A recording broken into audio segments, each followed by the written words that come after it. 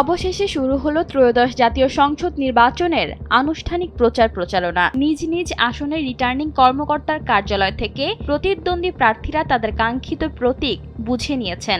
ইতিমধ্যে প্রার্থীরা তাদের সমর্থকদের সাথে নিয়ে সাধারণ মানুষের আস্থা অর্জনে সরাসরি জনসংযোগে লিপ্ত হয়েছেন। বিএনপির চেয়ারম্যান তারেক রহমান সিলেট থেকে নির্বাচনী প্রচার প্রচারণা শুরু করেছেন। জামায়াত ইসলামীর আমির ডাক্তার শফিকুর রহমান নিজ আসন ঢাকা 15-তে জনসভা ও গণসংযোগের মাধ্যমে নির্বাচনী প্রচার শুরু করবেন। জাতীয় নাগরিক পার্টি এনসিপি 3 নেতা শেরেবাংলা একে ফজলুল হক, হোসেন শহীদ সোহরাওয়ার্দী, খাজা নাজিম উদ্দিনের মাজার এবং শহীদ শরীফ ওসমান হাদির কবর জিয়ারতের মাধ্যমে প্রচারণা শুরু করবে।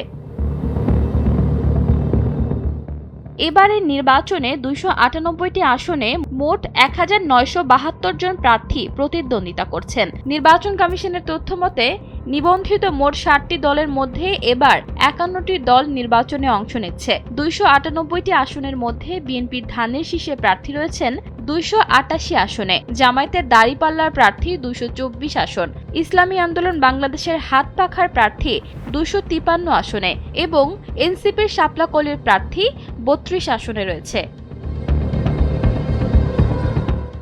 ঢাকা বিভাগীয় কমিশনার শরফুদ্দিন আহমদ চৌধুরী জানান, প্রার্থীদের নিরাপত্তাই কমিশনের সর্বোচ্চ অগ্রাধিকার।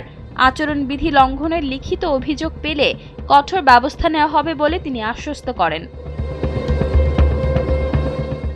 এবারের নির্বাচনের বড় পরিবর্তন হলো জোটবদ্ধ নয়, বরং প্রতিটি রাজনৈতিক দল নিজ নিজ প্রতীকে লড়াই করছে।